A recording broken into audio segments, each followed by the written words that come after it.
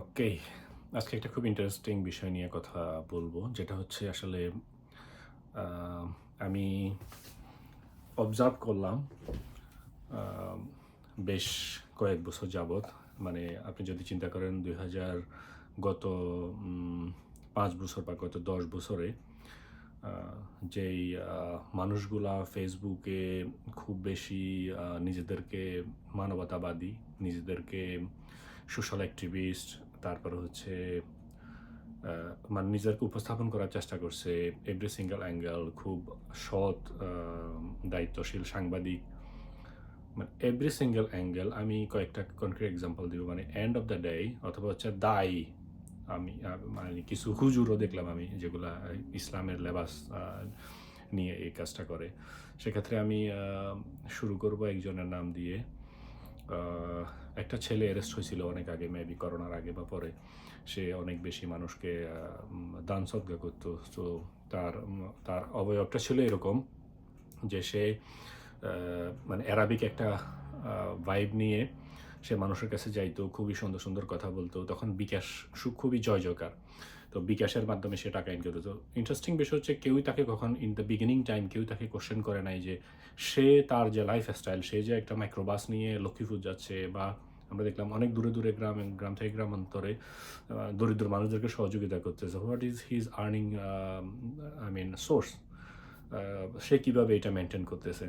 আবার সে দেখলাম যে এটা আমি প্রথমে একটা বা দুইটা ভিডিও আমি দেখার পরে দেখলাম যে সে অ্যারেস্ট হয়েছে। তো এই একটা হুজুগে টাইপসের আমাদের মেন্টালিটি। সো মানে কেউ যখন কোনো এই ধরনের কাজগুলো করে আমরা হুট করে কী করি, দান সদ্গা করা শুরু করে দেই আসলে। দান সদ্গা করার ক্ষেত্রেও কতগুলা মানে কি আছে, টার্মস অ্যান্ড কন্ডিশন আছে। ইসলাম এভাবেই এটাকে এনকারেজ করে। আপনি কোথায় দিচ্ছেন, কীভাবে দিচ্ছেন, এটার ব্যাপার আছে। এন্ড অফ দ্য ডে দেখা গেল ওই ছেলেটা নারী কেলেঙ্কারি নিয়ে র্যাব তাকে অ্যারেস্ট করছে একটা বাড়ি থেকে গাড়ি টাড়ি নিয়ে, এগুলো সবগুলো রিসেন্টলি আবার ওকে ফেসবুকে দেখা যাচ্ছে। ওর নামটা আমি ভুলে গেছি। অনেকে হয়তো মনে পড়বে, মুখে দাড়িওয়ালা, একদম সাদা। আহ, নামটা মনে পড়লে আবার রিপিট করব। তারপর হচ্ছে আরেকজন মানুষ দেখলাম আমি করোনার ভিতরে, খুবই চট্টগ্রাম মেট্রোপলিটন পুলিশের একজন ভাই। তিনি খুবই পৌঁছে যাওয়া মানুষদের সহযোগিতা করছেন, সেখান থেকে তুলে নিয়ে এসে আমি নিজেও দেখছি যে মানুষগুলোকে সে তুলে নিয়ে আসছে, ওই মানুষগুলোকে সম্ভবত আমি দেখছি, বিকজ ওই রাস্তা দিয়ে আমি প্রতিদিন যাওয়া আসা করতাম তখন, মানে হাঁটার রাস্তা ছিল।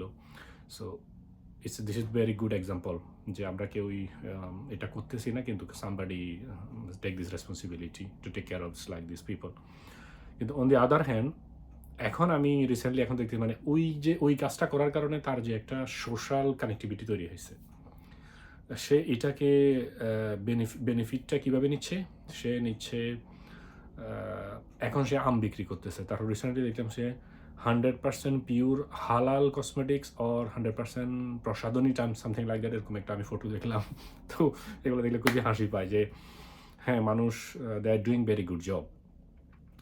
মানে ধরুন এই মানুষটা যখন এই কাজটা করতেছে, মানবিক পুলিশ অফিসার থেকে যদি এক্স্যাক্টলি চ্যারিটি লেভেলের কোনো কাজ করতো, যেটা এক্স্যাক্টলি কন্টিনিউয়াসলি তার যে বিগিনিং যেভাবে ছিল, সে যদি এটাকে ক্যারি করতো, it would be nice for everybody. And now he is a businessman. সে এখানে সোশ্যাল মিডিয়াতে সে আমি একটা আম বিক্রি করতেছে, সে ইয়েগুলো বিক্রি করতেছে, এটার নাম কি জানি বলে, প্রসাধনী, সাবান, তেল, এটা ওটা সেটা 100% হালাল ওর মানে 100% পিওর জিনিস বিক্রি করতে তার পয়েন্ট অফ ভিউটা ছিল এরকম। আরেকটা এক্সাম্পল বলা যাইতে পারে যে একটা দুইটা তিনটা, একটা হুজুর, একটা ছেলে সৌদি আরবিয়ায় পড়াশোনা করছে। What ever it is, thousands of people Saudi আরবে পড়াশোনা করতেছে। আমাদের মোর দেন 10 million people live in Saudi Arabia and Arabian countries, around more than 30 million people. So of course they are studying, they have a family like this. I mean it's a part of life. Those people has a family, is a education is a very basic things to continue and grow up our own child. কিন্তু কথা হচ্ছে সে ওখানে পড়াশোনা করছে, সেখানে এসে খুবই Saudi আরবের আমি দেখলাম প্রথম সে সৌদি আরবের কাহিনীগুলো বলতো। তারপর হচ্ছে মানুষ তো হচ্ছে একটু করে যখন দেখে এগুলা, এখানে এই গ্রুপ সেই গ্রুপ মিলে কোনো একটা কন্ট্রোভার্সি তৈরি করে দেয়, ওই হুজুরকে এই হুজুরে গালাগালি করবে, করে তারপরে কি করবে, নাও শি ইজ এ মধু বিক্রেতা। না, হি ইজ এ মধু বিক্রেতা, সরি। সো সে এখন মধু বিক্রি করতেছে। খুবই নামি দামি মধু বিক্রি করতেছে। মানে চিন্তাটা করা যায়, মানে দায়ী হওয়ার আমার শুরুটা কিভাবে ছিল, আর আমি এখন করতেছিটা কি? মানে হচ্ছে আমার একটা সোশ্যাল কানেক্টিভিটি তৈরি হইছে। আমি এই কানেক্টিভিটিটাকে এখন বিজনেসে কনভার্ট করতেছি। It's kind of fraud. মানে every single person doing same job. So every single person is, আমার কাছে মনে হচ্ছে যে তারা তাদের নিজের কাজটা ওইভাবে না করে মানবিক পুলিশ বলেন, আর ওই যে ওই যেটা মানবিক কাজ করতে গিয়ে পরে নারিকেলেঙ্গায় টেরে চলে সে বলেন, অথবা আমি যার কথা বলতেছি আমি, it's not a criticise and kind of criticise, because আমার কাছে মনে হচ্ছে তারা এই মানে কতগুলো মানুষকে নিয়ে এসে বিজনেসটা সে অন্যভাবে করতেই পারতো, কিন্তু সে এমনভাবে করে দিচ্ছে যে এটা আসলে বুঝাই যাচ্ছে যে সে আসলে তার যেই মেইন গোল সেটা হচ্ছে এই কাজটা। অন দি আদার হ্যান্ড অনেকগুলো মানুষ আপনি দেখবেন যে আমি দেখি সোশ্যাল মিডিয়াতে, প্রথম আমার মনে আছে আমি যখন অফিসে ছিলাম বাংলাদেশে, একদিন আমার এক ছোটো ভাই আমাকে কল করে বললো যে মানে সেনাবাহিনী কু করতেছে। তো সেনাবাহিনী কীভাবে কু করতেছে? কয় যে আপনি ওই যে একজন পার্টিকুলার মানুষের নাম বলে, পিনাকি না এর নাম কি, ইউএসএ থেকে আরেকজন এর নাম বললো যে সেনাবাহিনী কু করতেছে এটা এটা দিয়ে। মানে তখন সে maybe first semester second semester ইউনিভার্সিটিতে, সে হি ওয়াজ টোটালি কিউরিয়াস যে বাংলাদেশ পরিবর্তন হয়ে যাচ্ছে, শেখ হাসিনা সরকারের পতন হয়ে যাবে, সেনাবাহিনী কু করবে, মানে এই ধরনের একটা ভাইব তৈরি করে। আপনি যখন তাদের ভিডিওগুলো দেখবেন আপনাকে এমন একটা মেসেজ দেওয়া হবে যে এটা today tomorrow is going to be after some times, after few days, মানে এই টাইপসের একটা তারা কী করে একটা মেসেজ মানুষকে দেওয়া, মানে একটা হচ্ছে নিজেদেরকে এমনভাবে তৈরি করে যে he can control everything. So গত এটা 18-19 সালের ঘটনা, যখন এইগুলা হলো তখন আমি দেখলাম ভিডিও, এটা কীভাবে সম্ভব, একজন ইউটিউবার ওখানে বসে কথা বললো। বাংলাদেশে একটা আইনও, আমার ফ্যামিলির অনেক মানুষ আছে, পরিচিত অনেক মানুষ আছে সেনাবাহিনীতে কাজ করে, নৌবাহিনীতে কাজ করে, আই নো দ্যাম। সো এটা আসলে এইভাবে সম্ভবটা বাংলাদেশে যে যতটুকুই লাফালাফি করুক, এটা Bangladesh it's a different kind of things. Rules and regulation আমাদের জন্য একরকম, তাদের জন্য আরেক রকম। এটা বোঝার অনেক ব্যাপার আছে, চাইলেই কেউ এভাবে করবে না। এটা 1985 সালও না, এটা 1975 সালও না। সো এই মানুষগুলা আমার কাছে খুবই অবাক লাগে। সেম এই মানুষগুলা আমার কাছে মানে আপনি যখন you don't need to protect any particular party or any particular person, if you want to talk, you can. If you want to raise your voice about truth, about humanity, about people, about our people, about our country, if you love our country, so you need to talk straightforward. You don't need to protect anybody. এখন আপনি যখন, আমি একদম নাম ধরেই বলি, এই যে পিনাকি, কনক, তারপর যে ইলিয়াস, এরা খুবই সুন্দর সুন্দর সুন্দর সুন্দর ভিডিও বানায়। তারা বিশাল একটা সোসাইটি এঙ্গেজমেন্ট তারা তৈরি করছে, কিন্তু মাঝে মধ্যে তারা এমন কিছু বিষয় নিয়ে কথা বলে যেটা টোটালি আনঅ্যাকসেপ্টেবল। যেমন আমি যদি কনক্রিট এক্সাম্পল বলি, গতকালকে বা এর আগের দিন প্লেনটা ক্রাশ করলো, স্কুল বাচ্চারা ইন্তেকাল করলো, তার হচ্ছে পাইলট নিজে ইন্তেকাল করলেন, বলে যে সে মানে বারবিকিউর মতো হয়ে গেছে আগুনে জ্বলে। So he sacrificed his own life to try to protect people, because he knew it যে প্লেনটা ক্রাশ করলে অনেক মানুষ মারা যাবে। But he has the other option to save his own life to, if he eject this, already he got this advice to the control center, yeah, you can eject it, just leave this plane. So সেটা করে নাই। এটা হচ্ছে we can appreciate, আমরা তাকে নিয়ে গর্ব করতে পারি। আমরা বলা হলো এটা তার লাস্ট ট্রেনিং সেশন, এই জায়গা থেকে সে আমাদের জাতীয় বীর হইতে পারে, আমাদের জন্য সে স্যাক্রিফাইস করছে বাচ্চাদেরকে। হি try his best to protect people. কিন্তু অন দি আদার হ্যান্ড যেই দিন মারা গেল সেই দিনই আমি দেখলাম যে ইলিয়াস হোসাইন খুব দ্রুত করে তার ওয়াইফকে দিয়ে একটা ভিডিও করে দিল, তাকে খুন করা হয়েছে। মানে এগুলো সবগুলোর একটাই পয়েন্ট অফ ভিউ, এটা হচ্ছে আসলে কোনো মানুষের জন্য না। এটা ইন জেনারেলি তারা, আমার কাছে মনে হচ্ছে যে আমি তো এই সমস্ত দেশে বসবাস করতেছি, হোমলেস, তারপর হচ্ছে জবলেস মানুষের মতো এদের লাইফস্টাইল। এরা সবসময় পড়ে থাকে মানুষের কোথা থেকে কি এনে কি লাগানো যায়।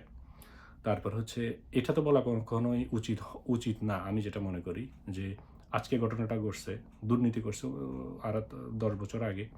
তাহলে দুর্নীতি যারা করছে অফকোর্স এখানে ইনভেস্টিগেশন হবে। এখানে কী করা দরকার সেই বিষয়ে সরকার পদক্ষেপ নেবে।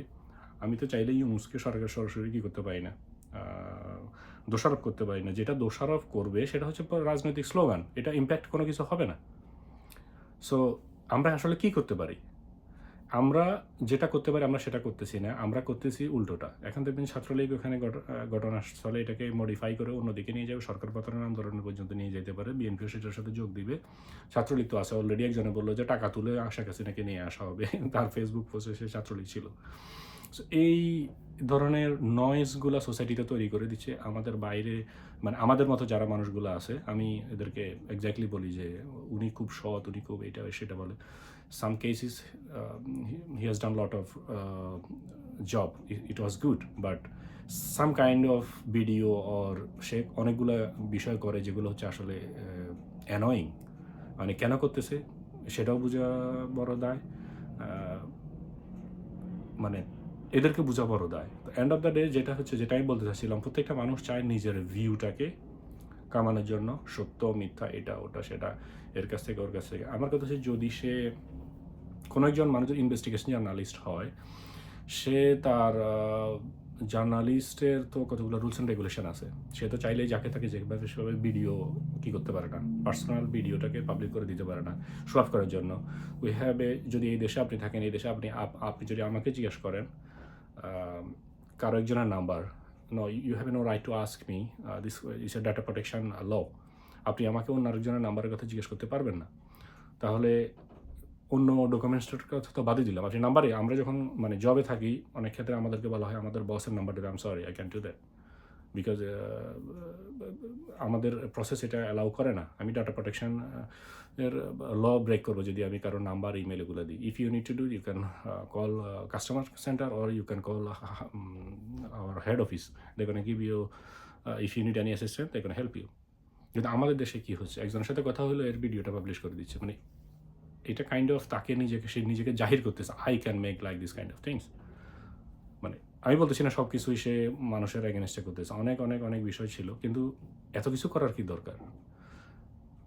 মানে এখন বিএনপি ক্ষমতায় যাবে, বিএনপি কে ক্ষমতায় যাবে না যাবে, হু কেয়ার্স? ক্ষমতায় গিয়ে বাংলাদেশের কী পরিবর্তন হবে? যা আছে তাই আছে, যা হওয়া তাই হবে, এভরিবডি নোস।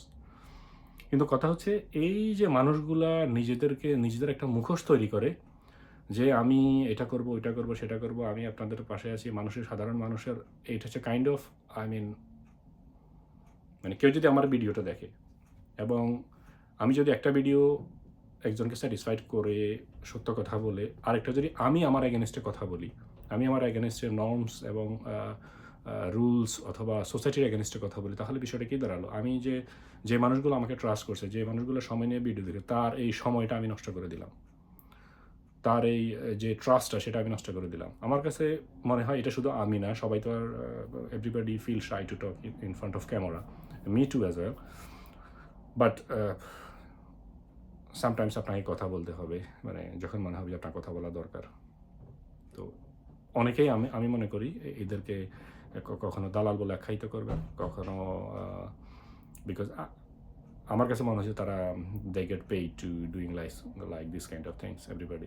কয়েকদিন আগে আমি একজন মানুষের দেখলাম যে সে বলল যে এখানে অনেক কিছু, আমাদের সাধারণ মানুষ সবসময় একটা দাবার গুঠির মতো, আমাদেরকে সবসময় এগুলো খাওয়ানো হয়। যে বলা হয় বিবিসিতে যে নিউজগুলো তৈরি করা হয়, আমাদের দেশে বিবিসি চ্যানেলগুলো সব ফ্রি, থার্ড ওয়ার্ল্ডের জন্য বিবিসি চ্যানেলগুলো সব ফ্রি। বিবিসি চ্যানেল নিউজের 80% মানে কি বলে যে ফেক নিউজ দিয়ে ভরা থাকে। ফেক মিনস এটা it's cosmetics news for third world, targeted audience.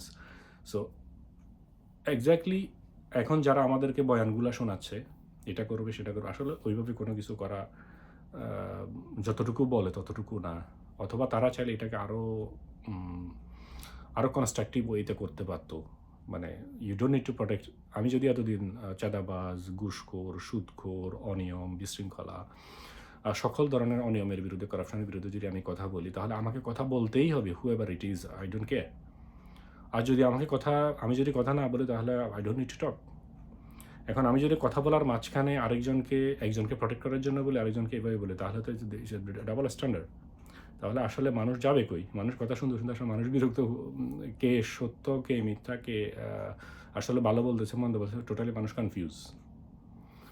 So আসলে যেটা বলতেছিলাম সেটা হচ্ছে এটাই, সোশ্যাল মিডিয়ার ট্রেন্ডিংটাকে আমাদের দেশের সকল শ্রেণীর মানুষই এটাকে, যেমন আরেকজনের কথা বলা হয় যে চট্টগ্রামের রাজনীতিতে সবচেয়ে বেশি কয়েকজন যে পুলিশ অফিসার সবচেয়ে বেশি নির্যাতন করছে শিবিরের ছেলেদেরকে। আমি পার্সোনাল সেলফ উইটনেস।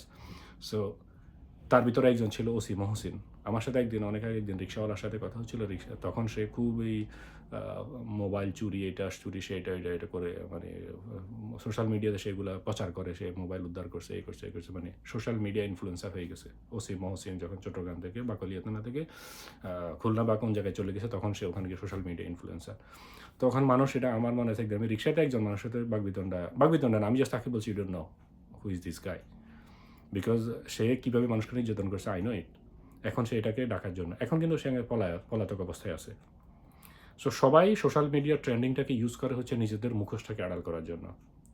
আপনি এনসিপির নেত্রী বলেন, তারপরে হচ্ছে এনসিপির নেতা বলেন, আর অন্যান্য নেতা নেত্রী, আর যাদের আমি নাম বললাম একদম সাধারণ মানুষ, তারাও মানুষের ভিউটাকে দিয়ে, it's kind of crime to your, মানে গোলটা চেঞ্জ হয়ে গেছে। সো ভিডিও অনেক লম্বা হয়ে গেছে, এই বিষয়টা নিয়ে আর নয়। আমি কথা বলতেছি আসলে উইদাউট স্ক্রিপ্ট, জাস্ট বসে আছি, কথা বলতেছি, দ্যাটস ইট।